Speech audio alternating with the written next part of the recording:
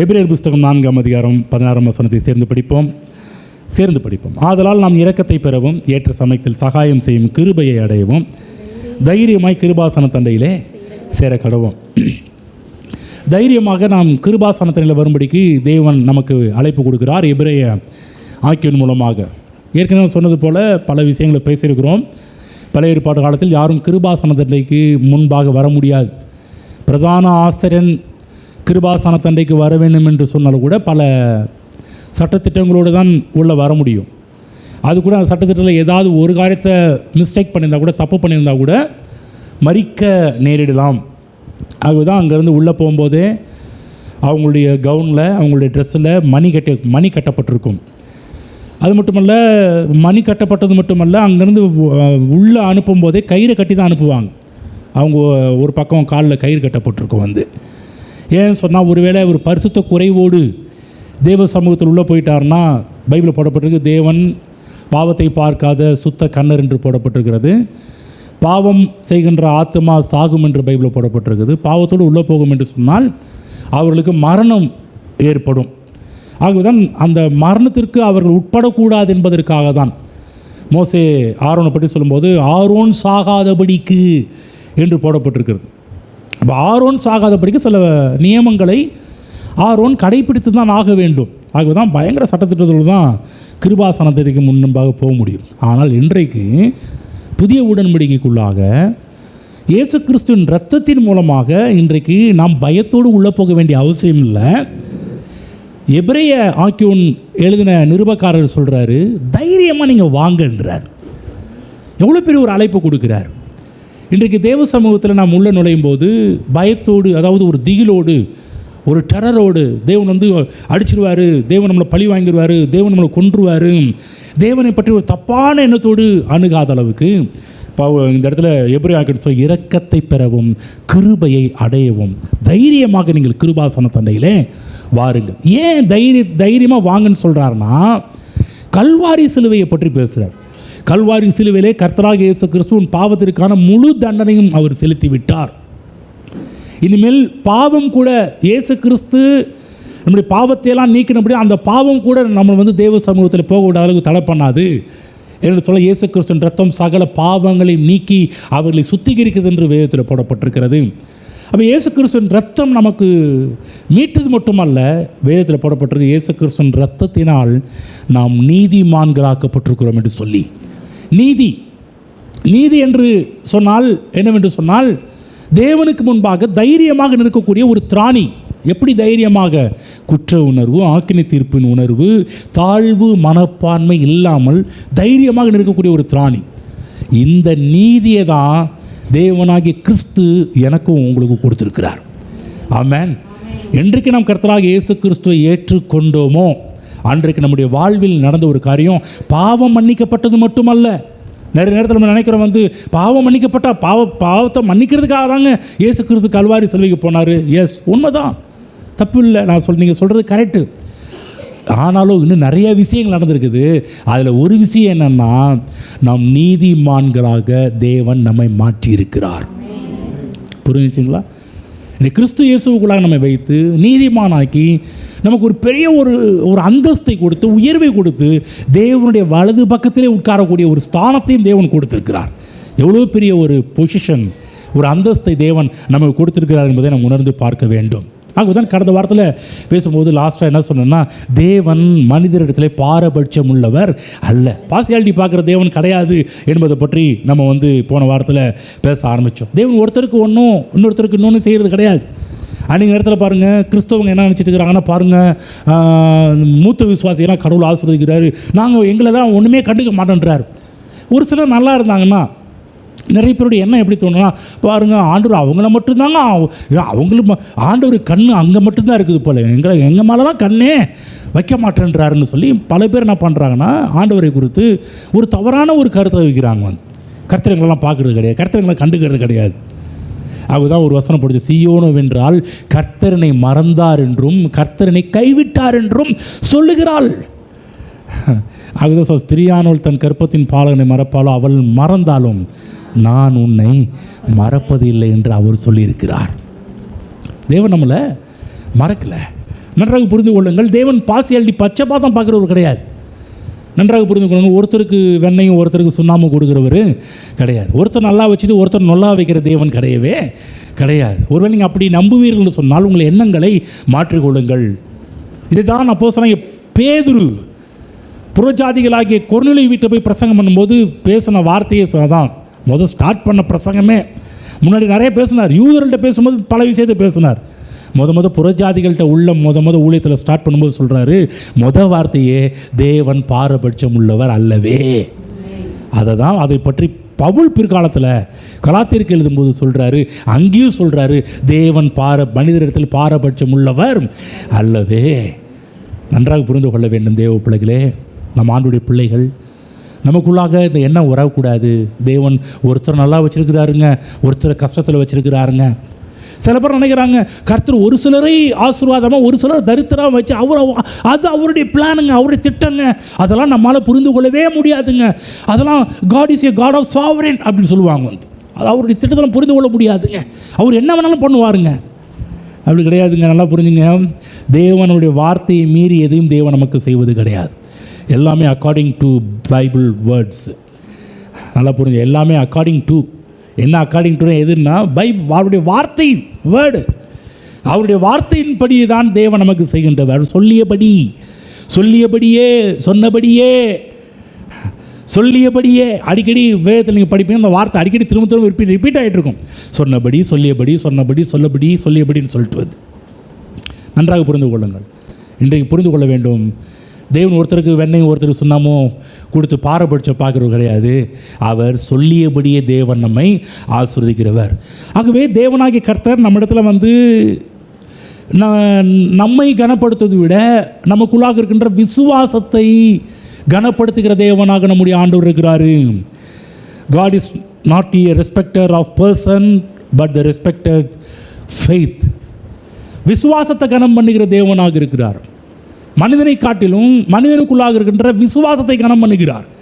வேதத்தில் வந்து எல்லா அற்புதங்களையும் நீங்கள் எடுத்து படிப்பீர்கள் என்று சொன்னால் இயேசு கிறிஸ்து செய்த ஏராளமான அற்புதங்கள், எந்த அற்புதத்தை நீங்கள் தொட்டு படித்தாலும் கடைசியில் அந்த அற்புதம் எதின் அடிப்படையில் நடந்தது என்று நீங்கள் பார்ப்பீர்கள் என்று சொன்னால் கன்க்ளூஷன் என்ன வரும்னு சொன்னால், தேவன் அவர்களுடைய விசுவாசத்தை பார்த்து அவர்களை ஆசீர்வதித்தார் என்று தான் எல்லா மிராக்களையும் வர ஆரம்பிக்கும். நீ டெஸ்ட் பண்ணி பாருங்கள். நீ வீட்டில் போய் இயேசு கிறிஸ்து செய்த எல்லா அற்புதத்தை எடுத்து பாருங்கள். கண்டிப்பாக முடிவில் என்ன வரும்னா, அவர்கள் விசுவாசம், உன் விசுவாசத்தின்படி அவர்கள் விசுவாசம், இப்படியே அவங்க ஃபெய்த் விசுவாசம் அதுதான் அவங்களை ரட்சித்தது, சுகத்தை கொடுத்தது, பரிபூர்ண விடுதலையை கொடுத்தது, கேட்டதை நிறைவேற்ற வைத்தது, எல்லாமே பார்த்திங்கன்னா விசுவாசம். ஆகவேதான் விசுவாசிக்கிறவனுக்கு எல்லாம் கூடும், நீ விசுவாசித்தால் தேவனுடைய மகிமையை காண்பாய் என்று சொல்லப்பட்டிருக்கிறது. ஆகவே நன்றாக புரிந்து கொள்ளுங்கள், இந்த விசுவாசம்தான் நீதிமான்கள் மத்தியிலே வித்தியாசத்தை உண்டாக்குகின்றது. இந்த ஏராளமான நீதிமான்கள் இருக்கிறார்கள். நீதிமான்களுக்கு இன்றைக்கி கர்த்தராகிய இயேசு கிறிஸ்துவை சொந்த இரட்சகராக ஏற்றுக்கொண்ட எல்லாருமே நீதிமான்கள். நீதிமான்களாகிய நமக்கு என்ன தேவை என்று சொன்னால் விசுவாசம் தேவைப்படுகின்றது. இன்றைக்கு நீதிமானாக இருந்து கொண்டு விசுவாசம் இல்லை. இன்றைக்கி நிறைய நீதிமான்கள் இருக்கிறாங்க. ஆனால் விசுவாசம் இல்லாத, விசுவாசத்தில் நடக்காத எவ்வளோ நீதிமான்கள் இந்த உலகத்தில் இருக்கிறத பார்க்கின்றோம். அவங்க சாட்சியெல்லாம் கேட்டோம்னா ரொம்ப ஒரு பரிதாபமாக இருக்கும், பரிதபிக்கக்கூடிய ஒன்றாக இருக்கும். அப்படிப்பட்ட ஒரு நிலைமை உருவாகும். அந்த மாதிரி உச்சி கொட்ட வேண்டிய நிலைமை தான் உண்டாக ஆரம்பிக்கும். ஏன்? இது நிமித்தமாக எல்லாமே ஃபெய்த், விசுவாசத்தின் நிமித்தமாக. இன்றைக்கு பரலோகத்தை இந்த பூமியிலே அனுபவிக்க வேண்டும் என்று தேவன் விரும்புகிறார். இந்த உலகத்தில் இந்த கர்த்தராகிய இயேசு கிறிஸ்துவை சொந்த இரட்சகராக ஏற்றுக்கொண்ட ஒவ்வொருவரும் இந்த பூமியிலேயே நீங்கள் பரலோக வாழ்வை அனுபவிக்க வேண்டும் என்று விரும்புகிறார். பரலோகத்தின் முன் ருசியை இந்த பூமியில் ருசிக்க வேண்டும் என்று விரும்புகிறார். ஒரு நாள் நம்ம எல்லாரும் செல்வோம், பரலோகத்துக்கு போவோம். அதற்கு முன்பாகவே இந்த பூமியிலேயே சொல்கிறார் இல்லையா, எனக்காக இழந்தவன் எவனோ இம்மையிலும் மறுமையிலும் அவன் இழந்ததெல்லாம் நூறத்தனையாக பெற்றுக்கொள்வான் என்று சொல்லி, அப்போ இயேசு கிறிஸ்து சொல்கிற இம்மையிலும் அவன் இழந்தது நூறத்தனையாக பெற்றுக்கொள்வான், மறுமையிலும் அவன் இழந்ததை நூறத்தனையாக பெற்றுக்கொள்வான். அப்போ ஆசீர்வாதம் என்பது பரலோகத்துக்கு போன பிற்பாடு தான். நிறைய பேர் நினைக்கிறாங்க அவங்க எப்படியோ பரலோகம் போனால் நல்லா இருப்பாங்க, பரலோகத்துக்கு போயிட்டால் எல்லாம் சரியாக போயிருங்க. பரலோகத்தில் போனால் பைபிளில் சொல்லப்பட்டிருக்குது, என் கண்ணீர் யாவையும் துடைப்பார், என் கவலைமையை யாவையும் தீர்ப்பார், என் வருத்தங்கள் யாவையும் நீக்குவார். பரலோகத்துக்கு போன பிற்பாடு நடக்கும். எஸ், உண்மைதான். ஆனால் அதுக்கு முன்பாக இவைகள் எல்லாவற்றையும் இந்த பூமியிலேயே உங்கள் கண்ணீர்கள் துடைக்கப்பட வேண்டும் என்று விரும்புகிறார். உங்கள் வருத்தங்கள் நீங்க வேண்டும் என்று விரும்புகிறார். உங்களுடைய பிரச்சனைகள் நீங்க வேண்டும் என்று விரும்புகிறார். இந்த பூமியிலே சந்தோஷமாக இருக்க வேண்டும் என்று விரும்புகிறார். எல்லாவற்றையுமே பரலோகத்துக்கு போகிறதுக்கு முன்னாடியே பூமியிலேயே அதன் முன் ருசியை நீங்கள் ருசித்து வாழ வேண்டும் என்று விரும்புகிறார். ஆகவேதான் வேதத்திலே கர்த்தராகிய இயேசு கிறிஸ்து அருமையான ஒரு ஜெபத்தை கற்றுக் கொடுத்தார். பரலோகத்திலும் சித்தம் செய்யப்படுவது போல பூமியிலேயும் செய்யப்படுவதாக. ஆமென். பரலோகத்தில் தேவனுடைய சித்தங்கள் எல்லாமே நல்ல சித்தங்கள், நல்ல திட்டங்கள். பரலோகத்தில் தேவன் உட்காந்துட்டு யாரை போடலாம், யாரை அடிக்கலாம், யாருக்கு வியாதியை கொடுக்கலாம், யாரை தரித்திரராக்கலாம், அங்கே உட்காந்து கர்த்தர் வந்து மாஃபியா, அதாவது மாஃபியா கும்பல் லீடர் மாதிரியும் மற்ற ஏஞ்சல்ஸ் எல்லாம் அடியாள் மையம் வச்சு பயன்படுத்துகிற மாதிரி நம்ம கற்பனை பண்ணிகிட்டு இருக்கிறோம். கர்த்தர் இப்படி தான் பண்ணுறாரு போல், பெரிய டான் மாதிரி பண்ணிகிட்டு இருக்கிறாரு போல். கவனமாக கேளுங்க. தேவன் பரலோகத்தில் உட்காந்து இப்படிப்பட்ட கொஞ்சம் மோசமான காரியத்தெல்லாம் பண்ணிட்டு இருக்கல. பரலோகத்திலிருந்து தேவன் நன்மையான காரியங்கள் நமக்கு கொடுத்து கொண்டிருக்கிறார். அதுதான் ஜெபத்தில் வரும்போது அற்புதமான ஜெபத்தை கர்த்தர் இயேசு கற்றுக் கொடுத்தார். ஜெபம் பண்ண வேண்டிய விதமாவது பரமண்டலத்தில் முடி சித்தம் செய்யப்படுவது போல பூமியிலேயும் செய்யப்படுவதாக. ஒவ்வொரு நாளும் இந்த எண்ணமுடையவர்களாக இருக்க வேண்டும். பரலோகத்தில் தேவன் நல்ல சித்தங்களை வைத்திருக்கிறார், நல்ல திட்டங்களை வைத்திருக்கிறார், நல்ல நோக்கங்களை வைத்திருக்கிறார். தேவனாய கிறிஸ்துவனுடைய ஆசை என்ன? அதே போல் இந்த பூமியிலேயும் அந்த சித்தம் நம்முடைய வாழ்வில் செயல்பட வேண்டும் என்று தேவன் விரும்புகிறார். ஆமென். ஆகவே நன்றாக புரிந்து கொள்ள வேண்டும். இங்கே உட்கார்ந்திருக்கிற ஒவ்வொருவரும், நீதிமான்களாக நாம் ஒவ்வொருவரும், பரலோகத்திலே தேவன் எப்படி நாம் வாழ வேண்டும் என்று அவர் பிளான் பண்ணி வச்சிருக்கிறாரோ அந்த வாழ்வை நாம் வாழ வேண்டும் என்று விரும்ப வேண்டும். நம்முடைய ஜெபம் அதுவாக இருக்க வேண்டும், நம்முடைய நோக்கம் அதுவாக இருக்க வேண்டும், நம்முடைய எதிர்பார்ப்பு அதுவாக இருக்க வேண்டும். ஏதோ இந்த உலகத்தில் பிறந்தோம், ஏதோ வாழ்ந்துட்டு போகலாம் அப்படின்னு நினைக்கக்கூடாது. இந்த பூமியில் வாழும்போது இப்படி தான் வாழணும்னு கர்த்தர் விரும்புகிறார். அவருடைய பிள்ளைகள் எப்படிப்பட்ட ஒரு வாழ்க்கையை வாழ வேண்டும் என்று தேவன் விரும்புகிறாரோ அப்படிப்பட்ட வாழ்க்கையை இங்கே இருக்கிற ஒவ்வொருவரும் வாழ வேண்டும் என்று தேவன் எதிர்பார்க்கிறார். படிப்போம், ஒரு வசனம் போயிட்டு வருவோம். சங்கீத புத்தகம் 89:14 படிங்க. சங்கீத புத்தகம் 89:14. நீதியும் நியாயமும் உம்முடைய சிங்காசனத்தின் ஆதாரம். சிங்காசனத்தின் ஆதாரம். சிங்காசனம் எங்க இருக்குது? பரலோகத்தில். கர்த்தர் சொல்ற பரலோகத்தில் எப்படியா? நீதியும் நியாயமும். சில நீதி பைபிள் போட நீதி உம்முடைய சிங்காசனத்தின் ஆதாரம். இன்னொரு வசனம் யோபு 37:23 வசனம். யோபு 37:23. சர்வ வல்லவரை நாம் கண்டுபிடிக்க கூடாது. அவர் வல்லமையிலும் நியாயத்திலும் பெருத்தவர். அவர் மகா நீதிபரர். அவர் ஒடுக்க மாட்டார். அவர் மகா நீதிபரர். சொல்லுங்க, நீதிபரர். சொல்லுங்க, மகா நீதிபரர். ஆமென். அதாவது நீதி கர்த்தருடைய சிங்காசனத்தின் ஆதாரமாக இருக்கிறது. தேவன் மகா நீதிபரர் என்று போடப்பட்டிருக்கிறது. நீதி பரலோகத்தில் உள்ள எல்லா நன்மைகளுக்கும் ஆதாரமாக இருக்கின்றது. அதுதான் நல்லா புரிந்து கொள்ளணும். நாம் இந்த பூமியிலே நன்மைகளை பெற்று வாழ்வது தேவ திட்டம். அத்தனை நன்மைகளுக்கும் நீதி என்று சொல்லக்கூடிய காரியம் ஆதாரமாக இருக்கின்றது. நீங்கள் நாம் நன்மைகளை பெற்று வாழ வேண்டும் என்பதற்காக தான் கர்த்தர் நம்மை நீதிமானாக மாற்றியிருக்கிறார். இன்றைக்கு கர்த்தராகிய கிறிஸ்து இயேசு மனுக்குலத்தினுடைய அத்தனை பாவத்தையும் தன் மீது ஏற்றுக்கொண்டு, பைபிளில் போடப்பட்டிருக்கிறது, குமாரன் என்றும் பாராமல் என்று போடப்பட்டிருக்கிறது. சொந்த குமாரன் என்றும் பாராமல் நம்ம எல்லாருக்காகவும் அவரையே ஒப்பு கொடுத்தவர். சிலுவையில் அறையும்படிக்கு ஒப்பு கொடுத்த நீதிபரர் தான் நம்முடைய தேவன். ஆமென். கல்வாரி சிலுவிலே நீதி வெளிப்பட்டது. கல்வாரி சிலுவையில் நாம் நீதியை பார்க்க முடியும். பாவத்தை தண்டித்து மனிதனை நீதிமானாக்கினார். பைபிளில் போடப்பட்டது தானியேல் 9:14. தானியேல் 9:14 படிங்க. ஆதலால் கர்த்தர் கவனமாயிருந்து அந்த தீங்கை எங்கள் மேல் வரப்பண்ணினார். எங்கள் தேவனாகிய கர்த்தர் தாம் செய்து வருகிற தம்முடைய கிரியைகளில் எல்லாம் நீதியுள்ளவர். நாங்களோ தம்முடைய கிரியைகளில் எல்லாம் நீதி உள்ளவர். அவர் செய்கின்ற எல்லா காரியத்திலும் தம்முடைய செயல்களில் எல்லாம் நீதி உள்ளவராக இருக்கிறார். அவர்கிட்ட போய் இது ஏன் பண்ணீங்க, இது ஏன் செஞ்சீங்கன்னு கேட்க முடியாது. நன்றாக புரிந்து கொள்ள வேண்டும், அவர் செய்கின்ற செயல்களில் எல்லாம் நீதி உள்ளவர். கர்த்தர் ஒரு நாளும் அநீதியான காரியத்தை செய்கிறவர் கிடையாது. கர்த்தர் நீதியுள்ள காரியத்தை செய்கிறவர். எல்லாரும் சொல்லுங்க, கர்த்தர் நீதியுள்ள காரியத்தை செய்கிறவர். அவருடைய செயல்கள் எல்லாம் நீதியானவைகள். ஆமென். புரியுதுங்களா? அவர் செய்கிறது எல்லாமே. ஆகவே நீதிமான்கள் ஆண்டவரை போலவே இந்த பூமியிலே நீதிமான்களாக நடக்க வேண்டும் என்று விரும்புகிறார். நீதியாக நடக்கும்போது, நீதியாக வாழும்போது பரலோகம் அவர்கள் வாழ்வில் தென்படுவதை நீங்கள் பார்க்க ஆரம்பிப்பீர்கள். யார் யாரெல்லாம் நீதிமானாக வாழ்கிறாங்களோ அவங்க வாழ்வில் பரலோகத்தின் சக்திகள் எல்லாம் செயல்படுவதை பார்க்க ஆரம்பிப்பீர்கள். இன்றைக்கு நீதிமான்கள் அநீதிக்கு விலகி தங்களை காத்துக்கொள்ளும்போது பரலோகம் அவர்கள் வாழ்வில் தென்பட ஆரம்பிக்கும். இன்றைக்கு அநேக நீதிமான்கள் கர்த்தராகிய இயேசு கிறிஸ்து சொந்த ரட்சகராக ஏற்றுக்கொண்டோம், அன்றைக்கு நீதிமானாக மாறினோம். ஆனால் நீதிமானாக மாறினவர்கள் கூட சில இடத்துல அநீதியின் காரியத்தை செய்து கொண்டிருக்கும் போது பரலோகம் அவர்களுக்கு தென்படாது. நீதிமான்களாக இருக்கிறவர்கள் நீதியை செய்யும்போது அவர்கள் வாழ்வில் பரலோகத்தில் இருக்கிற எல்லா காரியங்களும் தென்பட ஆரம்பிக்கும். அப்போ நீதி என்பதில் 2 முக்கியமான காரியங்கள் அடங்கி இருக்கிறது. நீதி என்பதில் நீதி என்றால் முதலாவது பகுதி என்னன்னா, நாம் நீதியை பெற்றுக்கொள்ளுகிறோம். என்ன சொல்லப்போனால், நம்ம நீதிமான்களாகும்படி எந்த செயலையும் நாம் செய்ய வேண்டிய அவசியம் இல்லை. நல்லா புரிஞ்சுங்க, மனதில் கொண்டு போய் வச்சுங்க.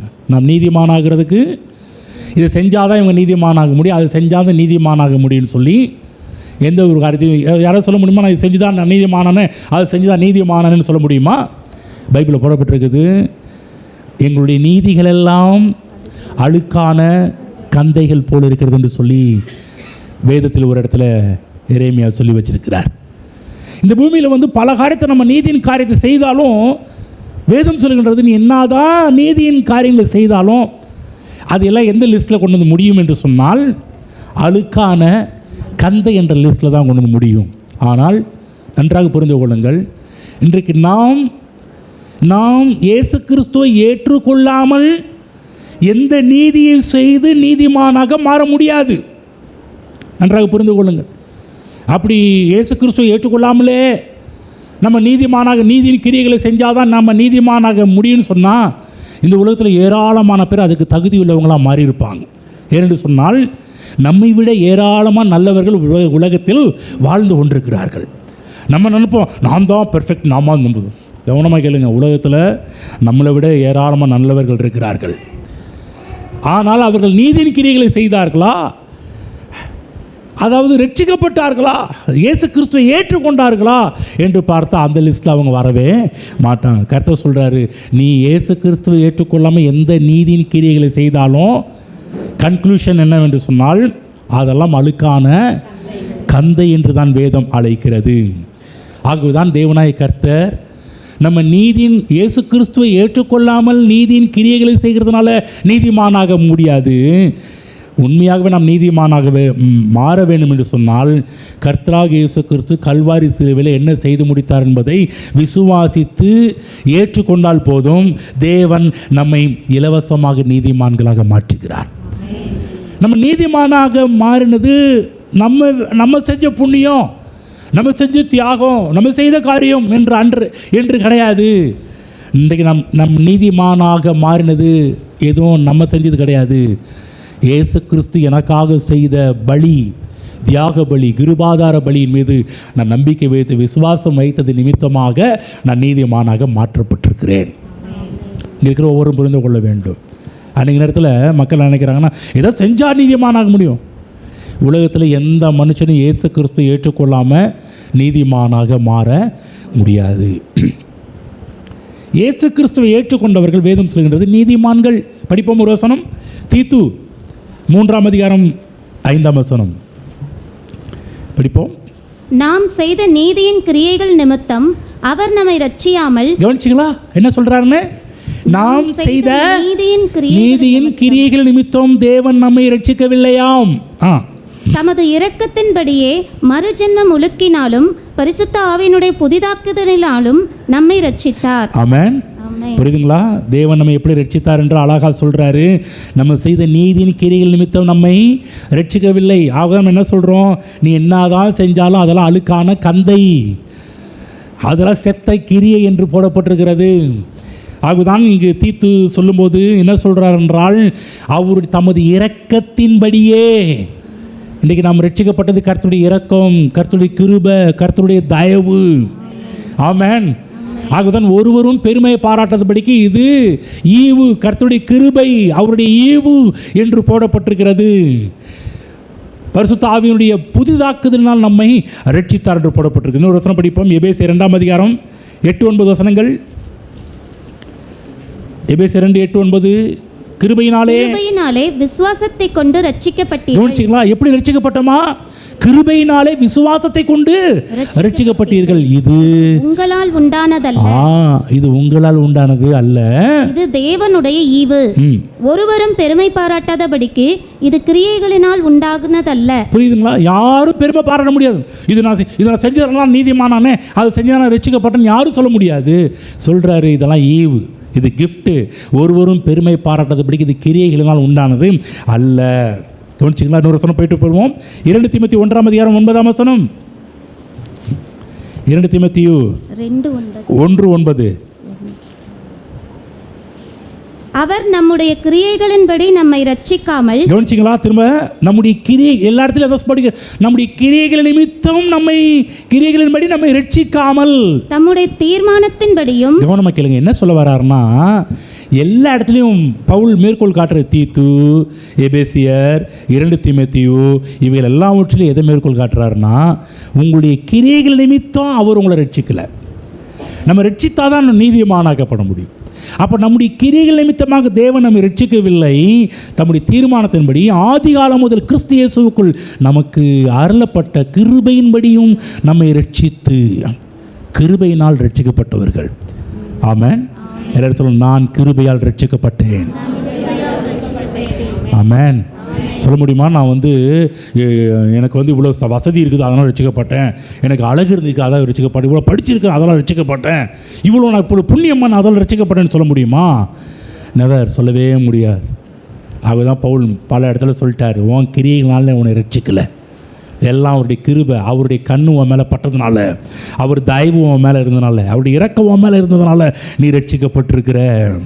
ஆமென். அதான் சொல்கிறார், அவருடைய கிருபையினால் நம்ம ரட்சிக்கப்பட்டது. எப்படி ரட்சிக்கப்பட்டோமா? அவருடைய கிருபையின்படி நாம் ரட்சிக்கப்பட்டிருக்கிறோம்.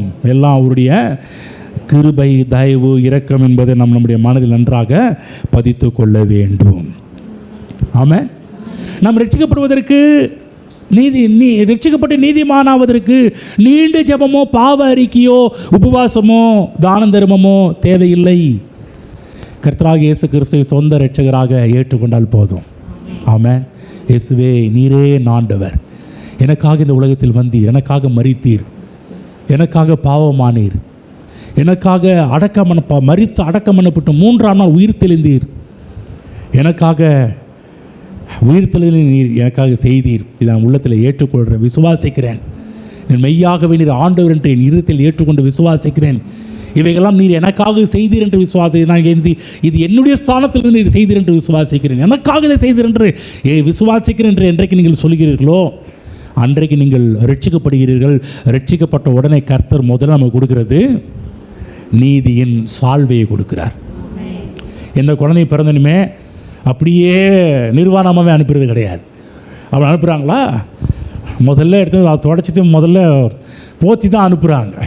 ஹலோ, புரியுது என்ன சொல்கிறேன்னு? அதே போல் நம்ம என்றைக்கு நம்ம இயேசு கிறிஸ்து ஏற்றுக்கொண்டோமோ, நம்ம மேலே இருந்த எல்லா பாவ கரையெல்லாம் இயேசு அப்படியே கொடுக்காமல், இன்றைக்கி அது குழந்தைகள் அப்படியே கொடுத்துருக்காங்களா? அப்படியே பிளட்டோட கொடுத்துருக்குறாங்களா? எந்த இடத்துல எந்த ஹாஸ்பிட்டலே பார்த்துருக்கிறீங்களா? குழந்தைகளை பிறந்த உடனே பிளட்டோடு கொடுத்து பார்த்துருக்கீங்களா? இல்லை இல்லை இல்லை. நல்லா க்ளீன் பண்ணி சுத்தமாக்கிட்டு அப்புறமேட்டு தான் உங்கள் கையிலேயே குழந்தைய ஹேண்ட் ஓவர் பண்ணுறாங்க, கையில் கொடுக்குறாங்க. அது கொடுக்கும்போது கூட நல்லா டவல் வச்சு நல்லா போற்றி தான் சில பேர் போற்றி சில பேர் அப்படியே கொடுப்பாங்க. இருந்தாலும் அந்த இடத்துல ஒரு துணி பயன்படுத்தப்படுகின்றது. ஆமென். நம்ம ரட்சிக்கப்பட்ட பிற்பாடு என்றைக்கு நான் கர்த்தர் நம்ம ரட்சித்தாரோ அன்றைக்கு நீதியின் சால்வையை தேவன் நமக்கு தரித்திருக்கிறார். ஏசாயா புஸ்தகம் போவோம், எடுத்துக்கொள்வோம். ஏசாயா புஸ்தகம், அங்கு தேவன் நமக்கு கொடுத்த நீதியின் சால்வை பற்றி வேதம் சொல்லுகின்றது. அதை நான் படிக்கிறேன், எடுத்துக்கோங்க. எடுத்துக்கொள்வோம். 61ஆம் அதிகாரம் 10ஆம் வசனம். கர்த்தருக்குள் பூரிப்பாய் மகிழ்கிறேன், நான் என் தேவனுக்குள் என் ஆத்துமா களி கூர்ந்திருக்கிறது. மணவாளன் ஆபரணங்களினால் தன்னை அலங்கரித்து கொள்ளுகிறதற்கும் மணவாட்டியின் நகைகளினால் தன்னை சிங்காரித்து கொள்ளுகிறதற்கும் ஒப்பாக. ஹலோ, கவனிச்சிங்களா? எங்கே போய் எப்படி எவ்வளோ நம்ம ரட்சிப்பை பற்றி டெக்கரேட் பண்ணுறாரு பாருங்க ஏசாயா. திரும்ப சொல்கிறேன், கர்த்தருக்குள் பூரிப்பாய் மகிழ்கிறேன். அவர் போய் ஏப்பா இவ்வளோ சந்தோஷமா இருக்கு ஏசாயா, இவ்வளோ சந்தோஷம் எப்படி உனக்கு? கர்த்தருக்குள் பூரிப்பாய் மகிழ்கிறேன், என் தேவனுக்குள் என் ஆத்துமா களி கூர்ந்திருக்கிறது. ஏன்? மணவாளன் ஆபரணங்களால் தன்னை அலங்கரித்து கொள்ளுகிறதற்கும். மணவாளன் கொண்டு வரப்போ சும்மா அப்படியே கொண்டு வராங்களா? ஹலோ, அவ்வளோ மேக்கப் பண்ணி கொஞ்சம் நல்ல வசதியான குடும்பத்தில் பார்த்தீங்கன்னா அவங்களே பார்த்தீங்கன்னா லேடிஸ்க்கு ஈக்குவலாக நகையை போட்டுட்டு வருவாங்க. பார்த்துருக்கீங்களா? சில இடத்துல சில பெரிய இடத்து பிள்ளைங்க கல்யாணத்தில் பார்த்தீங்கன்னா பெண்களுக்கு மட்டும்தான் இன்றைக்கி போடுற நகையெல்லாம் பார்த்திங்கன்னா இன்றைக்கி சில குடும்பத்தில் போடுற நகையெல்லாம் வாடகைக்கு எடுத்துகிட்டு என்ன சொல்கிறது பேர் வாடகைக்கு எடுத்துகிட்டு வந்த ஒரு நகைகளாக இருக்கும். ஆனால் நல்ல பணக்கார குடும்பத்தில் போய் வாடகைக்கு எடுக்கிறது கிடையாது. அவங்க ஒரிஜினலாகவே இறக்கப்பட்ட தங்கங்களாக இருக்கும் ஹலோ, அப்படி தான் ஆண்டவர் பேசுகிறோம். நீங்கள் கவரிங்லாம் கிடையாது. மணவாளன் ஆபரணங்களினால் தன்னை அலங்கரித்துக் கொள்கிறதற்கும் மணவாட்டி நகைகளினால் தன்னை ஐயோ சொல்லுங்க நகைகளினால் சிங்காரித்து. நல்லா ஏங்க இவ்வளோ வெக்கப்படுறீங்க, கூச்சப்படுறீங்க? அது வாங்க பாஸ்டர், ஒரு மூக்குத்தி வாங்குறதுக்கே ஒரு ஜிமிக்கி வாங்குறதுக்கே நாங்கள் படுற பாடு எவ்வளோ கஷ்டமாக இருக்குது. இதில் வேறு நகைகளினால் வேறு சொல்கிறீங்களே. சரி, ஓகே, விசுவாசத்தில் பேசுங்க, கண்டிப்பாக உண்டாக ஆரம்பிக்கும். படிக்கிறேன். நகைகளினால் தன்னை சிங்காரித்து கொள்ளுகிறதற்கும் ஒப்பாக அவர் ரட்சிப்பின் வஸ்திரங்களை எனக்கு உடுத்தி நீதியின் சால்வையை எனக்கு தரித்தார். என்றைக்கு நம் கர்த்தராக இயேசு கிறிஸ்து ஏற்றுக்கொண்டோமோ கர்த்தர் சொல்கிறாரு, மேரேஜ் டைமில் எப்படி டெக்கரேட் பண்ணி ஒன்று கொண்டு வராங்க அதே மாதிரி அதுக்கு ஒப்பாக, அதற்கு ஈக்குவலாக ரட்சிப்பின் வஸ்திரம், அதற்கு ஈக்குவலாக நீதியின் சால்வை. என்ன சொல்கிறாருன்னா, நீ என்னதான் டெக்கரேட் பண்ணாலும் இந்த ரட்சிப்புக்கு இணையாகுவது.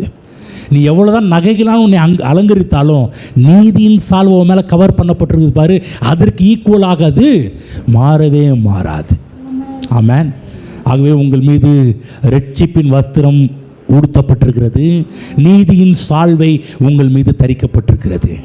சொல்லுங்க, நான் நீதியின் சால்வை அணிவிக்கப்பட்டவன், ரட்சிப்பின் வஸ்திரம் உடுத்தப்பட்டவன். ஆமென். ஆகவே ரட்சிக்கப்பட்டவர்கள், நீதிமானவர்கள் இப்போ என்ன பண்ண வேண்டும் என்று சொன்னால், நீதியின் பாதையில் நடக்க கற்றுக்கொள்ள வேண்டும். கவனமாக கேளுங்க, திரும்ப சொல்கிறேன். முதல்ல நீதிமான் ஆகணும். நம்முடைய கிரியைகளால் நீதிமானாக முடியாது. கர்த்தராக இயேசு கிறிஸ்துவை ஏற்றுக்கொண்டால் மட்டும்தான் நீதிமானாக முடியும். அத்தனையும் பை காட் கிரேஸ், தேவனுடைய கிருபையால் நமக்கு உண்டானது, நடந்தது என்பதை புரிந்து கொள்ள வேண்டும். ஆனால் தேவன் தம்முடைய செயல்களிலெல்லாம் நீதி உள்ளவராக இருக்கிறார். அதே போல் நாமும் இந்த பூமியிலே நீதிமானாக மாறினவர்கள் இந்த பூமியில் நீதியின் கிரியைகளை புரிஞ்சுச்சா? நான் சொல்கிற வார்த்தை டேர்ம் புரியுதா? நான் சொல்கிற அந்த வார்த்தை என்ன சொல்கிறேன்னா, இயேசு கிறிஸ்துவை ஏற்றுக்கொள்கிறதுக்கு முன்னாடி நீதியின் கிரியைகளை செஞ்சால் நீதிமானாக முடியாது. ஆனால் இயேசு கிறிஸ்துவை ஏற்றுக்கொண்ட நீதிமான்கள் நீதியின் கிரியைகளை செய்ய வேண்டும் என்று வேதம் தேவன் எதிர்பார்க்கிறார். இப்போ சொல்லுங்கள், இப்போ புரிஞ்சுச்சா? கேளுங்க, திரும்ப சொல்கிறேன். இயேசு கிறிஸ்துவை ஏற்றுக்கொள்ளாமல் நீதியின் கிரியைகள் செய்யும்போது அவைகள் எந்த லிஸ்ட்டில் வருது என்று சொன்னால் அழுக்கான கந்தை என்ற லிஸ்ட்டில் வரும். ஆனால் இயேசு கிறிஸ்துவை ஏற்றுக்கொண்ட பிற்பாடு நீதியின் கிரியைகள் செய்யும்போது அதெல்லாம் அழுக்கான கந்தை லிஸ்ட்டில் வரவே வராது. ஆகவே தேவ பிள்ளைகளே, பைபிள் போடப்பட்டிருக்குது, ஆபிரகாம் தேவனை விசுவாசித்தான், அவனுடைய விசுவாசத்தையே தேவன் அவனுக்கு நீதியாக எண்ணினார். ஆமென். நீதியாக எண்ணிட்டார். ஆனால் நீதியாக எண்ணப்பட்டனாலும் நீதிமானாவதற்கும் நீதியின் கிரியைகளை செய்வதற்கும் வித்தியாசம் இருக்குது. நீதிமான், திரும்ப சொல்கிற, நீதிமான் ஆவதற்கும் நீதியின் கிரியைகளை செய்வதற்கும் ரொம்ப வித்தியாசம் இருக்குது. நீதிமான் ஆனவர்கள் நீதியின் கிரியைகளை செய்ய வேண்டும். புரியுதா? பைபிள் போடப்பட்ட ரோமர் 4:3 ஆபிரகாம் தேவனை விசுவாசித்தான், அது அவனுக்கு நீதியாக எண்ணப்பட்டது. ஆனால் ஆபிரகாம் நீதிமானாக்கப்பட்ட பின்பு நீதியின் பாதையை தெரிந்து கொண்டு அதில் நடந்தார். நீதிமான்களே, நீதிமானானவர்கள், நான் நீதிமானாயிட்டேன், நான் எப்படியும் வாழ்வேன், இஷ்டத்துக்கு வாழ்வேன், அப்படி கிடையாது. நீதிமானானவர்கள் நீதியின் பாதையில் நடக்க கற்றுக்கொள்ள வேண்டும். ஒரு குரூப் இயேசு கிறிஸ்துவை ஏற்றுக்கொள்ளாத குரூப்பு, நான் அது பண்ண இது பண்ணா நீதிமான் என்ற பட்டம் கொடுக்கப்பட்டு நினச்சிட்டு இருக்கிறாங்க. கிடையாது. இயேசு கிறிஸ்துவை ஏற்றுக்கொண்டால்தான் அவர்கள் நீதிமானாகவே மாற முடியும். அப்படி நீதிமானானவர்கள் நீதியின் கிரியைகளை செய்ய வேண்டும் என்று, அதாவது நீதியின் காரியத்தில் இரண்டாவது பார்ட்டாகிய கிரியைகளை செய்ய வேண்டும் என்று வேதம் எதிர்பார்க்கிறது. இன்னும் சொல்லப்போனால், திரும்ப சொல்கிறேன், விசுவாசத்தினால் நீதிமான்களாக்கப்பட்ட ஒவ்வொருவரும் இந்த பூமியிலே நீதியின் பாதையில் நடக்க வேண்டும் என்று தேவன் எதிர்பார்க்கிறார். புரியலையா? பக்கத்துக்கு ஏதாவது புரிஞ்சிச்சான்னு கேளுங்க பார்க்கலாம். ஏன்னா புரிஞ்சாதான் அடுத்தது போக முடியும். புரியாமல் அடுத்த லிஸ்ட்டு நம்ம போகவே முடியாது. ஏனென்று சொன்னால் பைபிளில் போடப்பட்டு தேவன் தன்னுடைய வழிகளில் எல்லாம் நீதிபரராய் இருக்கிறார் என்று போடப்பட்டிருக்கு. சங்கீதம் படிப்போம். சங்கீதம் 25:13. 85:13. 85:13. நீதி அவருக்கு முன்பாக சென்று. தேங்க்யூ சிஸ்டர், காப்பாத்திட்டீங்க. 85:13. நீதி அவருக்கு முன்பாக சென்று. நீதி அவருக்கு முன்பாக சென்று அவருடைய அடிச்சுவடுகளின் வழியிலே நம்மை நிறுத்தும். அவருடைய அடிச்சுவடுகளின் வழியிலே நம்மை நிறுத்தும். நீதி அவருக்கு முன்பாக சென்று, 25க்கு பதிலாக 85க்கு பதிலாக 25ன்னு போட்டுட்டேன். ஓகே. நீதி அவருக்கு முன்பாக செல்கின்றது, அவருடைய அடிச்சுவடுகளின் வழியிலே நம்ம, அதாவது அவர் எப்படி நீதியாக இந்த பூமியில் வாழ்ந்தாரோ அதே போல் நம்மையும் வாழும்படி அடிச்சுவடுகளின் வழியிலே நம்மை நிறுத்தும். ஆமென். ஆகுதான் கிறிஸ்துவின் அடிச்சுவடுகளை பின்பற்ற வேண்டும். கிறிஸ்து வாழ்ந்த, சொல்கிறோம் இல்லையா, கிறிஸ்துவை போல வாழுங்க, கிறிஸ்துவை போல இந்த பூமியில் நடங்க, கிறிஸ்துவை போல பாருங்க. ஏன் அவர் நடந்த வழிகளில் நாம் நடக்க வேண்டும் என்று சொல்கிறோம். அதுதான் சங்கீதக்காரர் பழைய ஏற்பாடுகளை சொல்கிறாரு, அவருடைய அடிச்சுவடுகளின் வழியிலே நம்மை நிறுத்தும். எது நிறுத்தும்? நீதி நிறுத்தும். அதன் முடிவு என்ன? முடிவு பரலோகம். அதுபோல தான் விசுவாசிகளாகிய நீதிமான்கள் நீதியின் பாதையை தெரிந்து கொள்ளும்போது நம்முடைய வாழ்வில் பரலோக நன்மைகள் வெளிப்படுவதை நீங்கள் பார்க்க ஆரம்பிப்பீர்கள். அநேகத்தில் பரலோக நன்மைகளை பார்க்க முடியல. ஏன்னா நீதிமானாயிட்டோம். நீதிமானவர்கள் நீதியின்படி வாழலை, நீதிமானா வாழலை. ஆபிரகாம் விசுவாசித்தான், நீதிமானாக எண்ணப்பட்டது. அதோடு நிப்பாட்டி விடல வேதம். ஆபிரகாம் நீதியின் வழிகளில் நடக்க ஆரம்பித்தார். அதை பற்றி தான் பேச போகிறோம். நீதியின் வழிகளில் நடந்த ஆபிரகாம், நீதியின் பாதைகளில் நடந்த ஒரு ஆபிரகாம். பைபிள் ஒரு இடத்துல போடப்பட்டிருக்குது, சங்கீதம் 23:3, தம்முடைய நாமத்தின் நிமித்தம் என்னை நீதியின் பாதையிலே நடத்துகிறார். எவ்வளோ அழகாக சங்கீதக்காரர் சொல், தம்முடைய நாமத்தின் நிமித்தம் நீதியின் பாதையில் நடத்துகிறார். நான் சொல்கிற தேவ பிள்ளைகளே, இன்றைக்கும் கர்த்தர் நம்முடைய மேய்ப்பராக இருக்கிறார். மேய்ப்பராக இருக்கிறது மட்டுமல்ல, எந்த மேய்ப்பர்னா நம்மை நீதியின் பாதைகளில் நடத்துகின்ற மேய்ப்பர். எந்த ஒரு மேய்ப்பனும் ஆடுகளை கண்ணாபின்னா நடத்துவது கிடையாது, இஷ்டத்துக்கு நடத்துறது கிடையாது. மேய்ப்பனுடைய கேரக்டர் நீங்கள் பார்த்து ரொம்ப ஆச்சரியமாக இருக்கும், ரொம்ப அதிசயமாக இருக்கும். தன்னுடைய ஆடுகளை அழகாக நேர்த்தியாய் நடத்துகின்ற ஒரு மேய்ப்பர். ஆமென். அவ்வளோ அழகாக நேர்த்தியாக நடத்துவார். இன்றைக்கும் நீதியின் பாதைகளில் பைபிள் அவருடைய நாமத்தின் நிமித்தம் நம்மை நீதியின் பாதைகளில் நடத்துகிறார். இங்கே இருக்கிற ஒவ்வொருவரும் நீதியின் பாதையில் செல்ல வேண்டும் என்று கர்த்தர் விரும்புகிறார். ஆனாலும் தம்முடைய நாமத்தின் நிமித்தம் தேவன் நீதியின் பாதைகளில் நம்ம நடத்துகின்றார். நீதியின் பாதை என்றால் என்ன? நேரான பாதை. நேரான பாதை என்று சொன்னால் என்னவென்று சொன்னால், சரியான ஒரு பாதை, நல்வழியிலே கொண்டு போகின்ற ஒரு பாதை, நன்மைகளின் வழியிலே கொண்டு போகின்ற ஒரு பாதை. நீதிமான்கள் நேரான பாதையில் நடக்க வேண்டும் என்று தேவன் விரும்புகிறார். ஆகவே தீர்மானம் பண்ணணும், நான் நீதிமானாயிட்டேன், நீதிமானான நான் இஷ்டத்துக்கு வாழும்படி தேவனை உருவாக்கவில்லை, அவருடைய சித்தத்தின்படி வாழும்படி தேவனை உருவாக்கி இருக்கிறார். ஆகவே பரலோகம் நீதி நிறைந்த ஒரு இடம். உங்கள் வாழ்வில் கூட எல்லா பகுதியிலையும் நீதி நிறைந்திருப்பதாக. புரிஞ்சுங்களா? நான் சொன்ன பரலோகவாசிகள் என்று சொன்ன போன வாரத்தில், பரலோகவாசிகள் மேலானவைகளை நாட வேண்டும். இன்றைக்கு பரலோகவாசிகளாகிய நம்மை தேவனாகிய கர்த்தர் நீதிமானாக தேவன் மாற்றியிருக்கிறார். நம்முடைய எல்லா பகுதியிலையும் நீதி நிறைந்திருக்க வேண்டும் என்று தேவன் விரும்புகிறார். அநீதியின் பக்கம் சாயக்கூடாது, நீதியின் பக்கம் உறுதியாக நிற்க கற்றுக்கொள்ள வேண்டும். புரியுதுங்களா? ஆண்டவருடைய பிள்ளைங்க, திரும்ப சொல்கிறேன், அநீதி என்று சொன்னால் பாவத்தின் பக்கம் நிற்கக்கூடாது, பரிசுத்தத்தின் பக்கம் நிற்க கற்றுக்கொள்ள வேண்டும். இன்னும் சொல்லப்போனால் இடுக்கமான வழியை வாழ தீர்மானிக்க வேண்டும். அநேகர் இந்த பூமியில் பார்த்தீங்கன்னா நீதியை தெரிந்து கொள்ளாமல் விசாலமான பாதை நடக்க கற்றுக்கொள்கிறாங்க. அவர் கர்த்தராகிய இயேசு கிறிஸ்து மலை பிரசங்கம் பண்ணும்போது இடுக்கமான ஒரு வாசல், விசாலமான ஒரு வாசல்னு சொன்னார். இடுக்கமான வாசல் வழியை உட்பிரவேசியுங்கள் என்று சொல்லியிருக்கிறார். இடுக்கமான வாசல் என்று சொன்னால் சில காரியத்தை நம்ம தேர்ந்தெடுக்கும் போது கொஞ்சம் கஷ்டமாக தான் இருக்கும். ஆனால் அந்த வழியில் நீங்கள் நடக்க ஆரம்பிச்சிங்கன்னா ரொம்ப ஆச்சரியமாக இருக்கும். அந்த கேட்டு மட்டும்தான் கொஞ்சம் உள்ளே நுழையிறது மட்டும்தான் கொஞ்சம் கஷ்டமாக இருக்கும். ஆனால் உள்ளே நுழைஞ்சிட்டிங்கன்னா அப்படியே உங்கள் வாழ்வில் ஆரம்பத்திலிருந்து முடிவு வரையிலும் பரலோகம் உங்கள் வாழ்வில் தென்படுவதை பார்ப்பீர்கள். அநேக இடத்துல மக்கள் போகிறப்ப விசாலமாக இருக்குன்னு பார்ப்பாங்க, ஆனால் உள்ள நுழைஞ்ச பிற்பாடு நரக வாழ்வு தான் இருக்கும். நீங்கள் பாருங்கள், உலகத்தில் பாவம் செய்கிற எல்லா இடமும் பார்த்திங்கன்னா ரொம்ப ஜெகஜோதியாக இருக்கும். பார்த்துருக்கீங்களா? ஒரு கிளப் எடுத்துக்கங்க, ஒரு பார் எடுத்துக்கங்க. நான் போனதில்லை, கேள்விப்பட்டிருக்கிறேன்.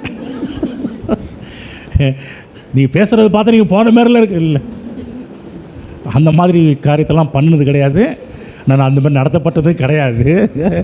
அது கேள்விப்பட்டிருக்கிறேன். சில இடத்துல அந்த இடத்துக்கு போகிற லைட்டிங்கு எல்லாம் செட்டப்லாம் பார்த்தாலும் ரொம்ப வேறு மாதிரி இருக்கும். யாராக இருந்தாலும் அட்ராக்ட் பண்ணி அவங்களை இழுத்துரும், அந்த மாதிரி இருக்கும். நன்றாக கவனிங்கள் தேவ பிள்ளைகளே. இடுக்கமான வாசல் வழியாக உட்பிரவேசிக்கணும்னு சொல்லும்போது சில இடத்துல சில விஷயங்களை நம்ம நல்ல தீர்மானங்கள் எடுக்க கற்றுக்கொள்ள, நல்ல வாழ்க்கையை வாழ்வதற்கு வாழ கற்றுக்கொள்ள வேண்டும். ஆகுதான் பாருங்கள், நம்ம நீதியில் நடப்பதற்கு சில கிரயங்களை கொடுக்க வேண்டிய நிர்பந்தம் உண்டாகும். ஆகுதான் மத்திய 7:13 கர்த்தராகிய இயேசு கிறிஸ்து சொல்கிறார். திரும்ப படிப்போம், மத்திய போவோம் 7ஆம் அதிகாரம் 13ஆம் வசனத்துக்கு நேராக நம்முடைய கவனத்தை செலுத்துவோம். இடுக்கமான வாசல் வழியாய் உட்பிரவேசியுங்கள், கேட்டுக்கு போகிற வாசல் விரிவும் வழி விசாலமாய் இருக்கிறது, அதன் வழியாய் பிரவேசிக்கிறவர்கள் அநேகர்.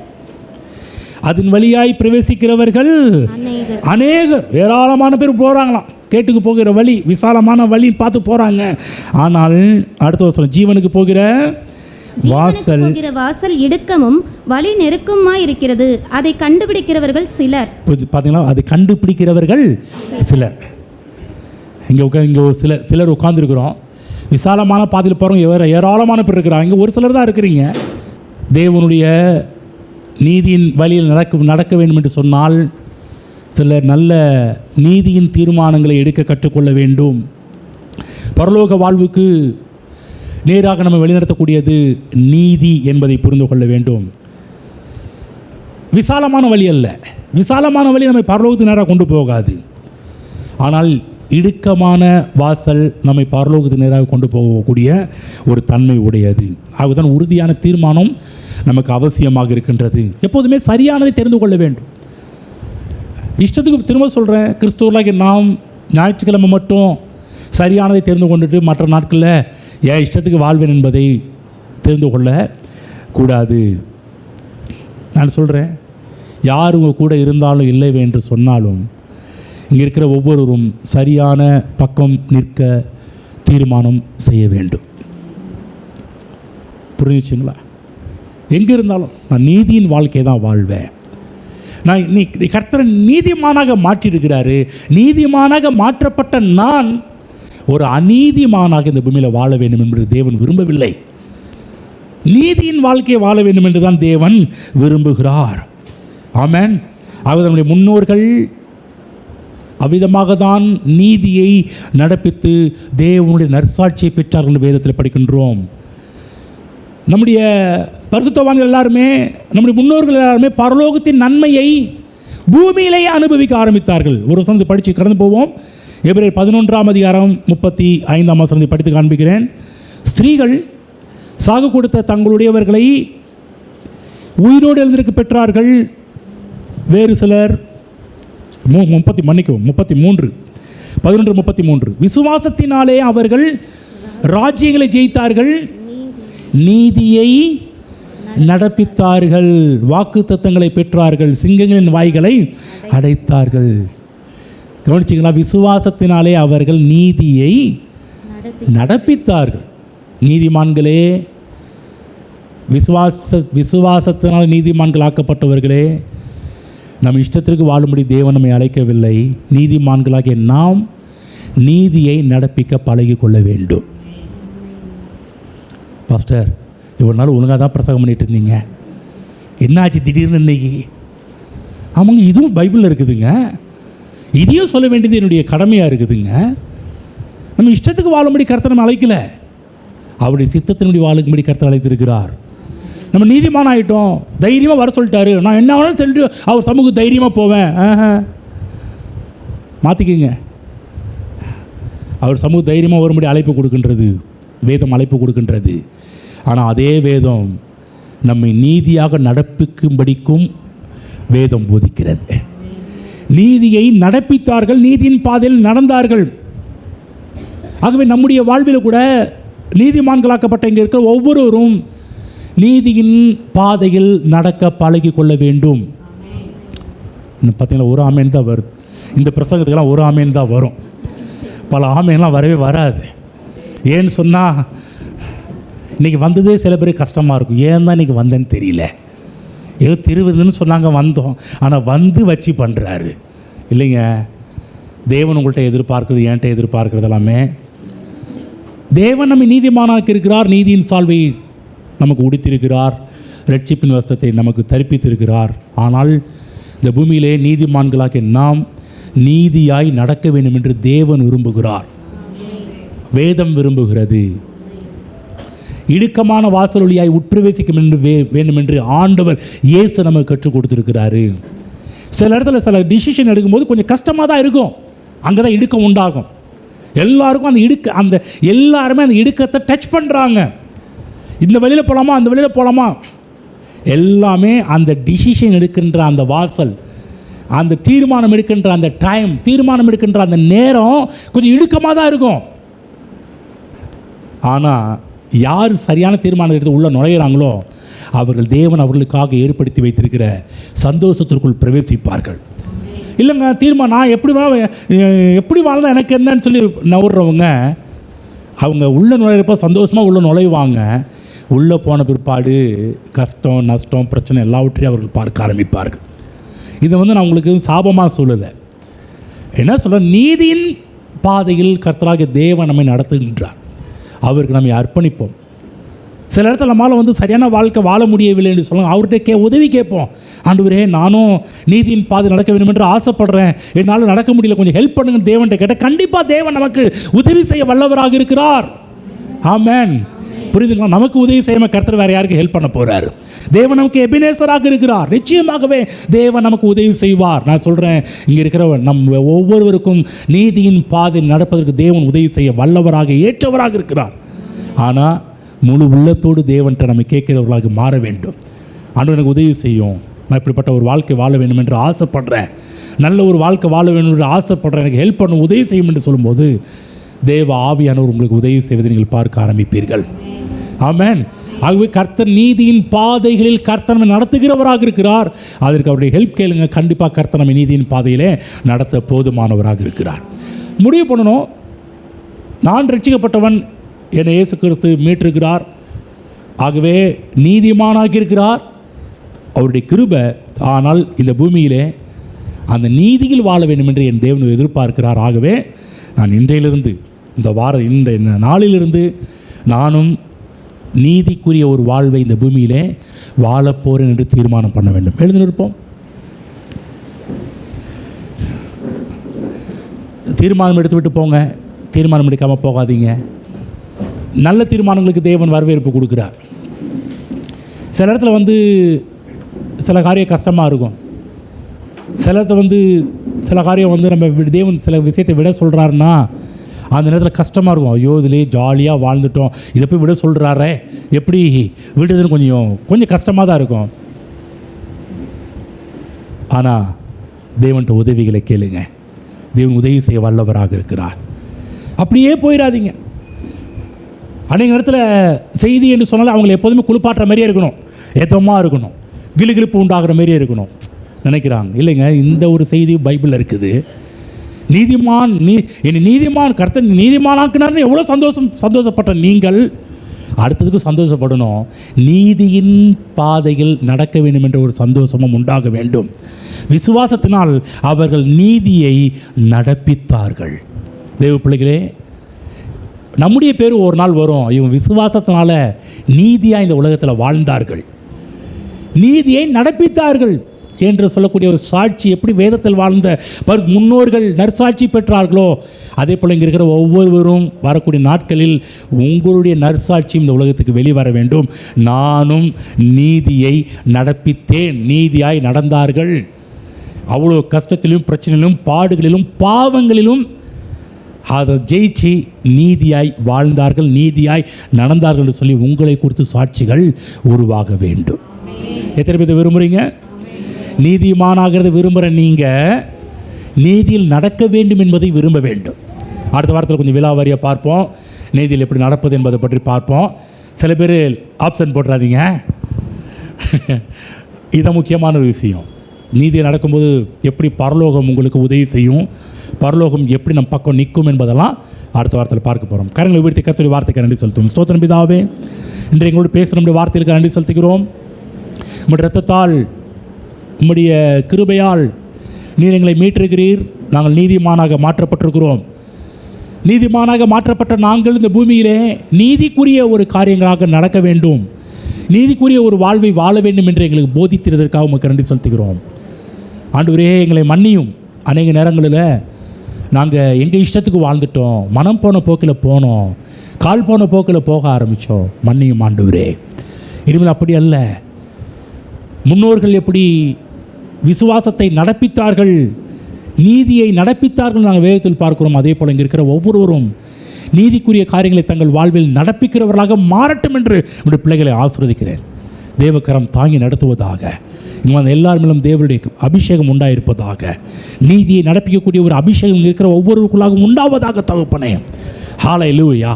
ஆவியானவர் தாமே பெரிய உதவிகளை நம்முடைய பிள்ளைகள் செய்வீராக. நீதிக்குரிய ஒரு வாழ்வை வாழும்படிக்கு தேவ ஆவியானவரே ஒரு பெரிய உதவி இங்கே இருக்கிற ஒவ்வொருவருக்கும் செய்வீராக. ஹல்லேலூயா. ஒரு நாள் இவருடைய பேரும் நீதியை நடப்பித்தவர்கள் என்று சொல்லக்கூடிய எப்படி வேதத்தில் எங்கள் முன்னோர்கள் நற்சாட்சி பெற்றார்களோ அதே போல் இங்கே இருக்கிற ஒவ்வொருவரும் நீதியை நடப்பித்து நற்சாட்சி பெற்றவர்களாக மாறட்டும் என்று ஆசீர்வதிக்கிறேன். நம்முடைய பிள்ளைகளை ஆசீர்வதிக்கிறேன். தேவக்கரம் தாங்கி நடத்துவதாக. நம்முடைய பிள்ளைகளுடைய குடும்பங்கள், கையின் பிரயாசங்கள், பொருளாதார வாழ்வு எல்லா காரியத்திலும் முன்னேற்றத்தை அடையட்டும் என்று ஆசீர்வதிக்கிறேன். தேவ சமாதானம் நம்முடைய பிள்ளைகளை ஆளுகை செய்வதாக. இயேசு கிறிஸ்து நாமத்தில் பிதாவே, ஆமென்.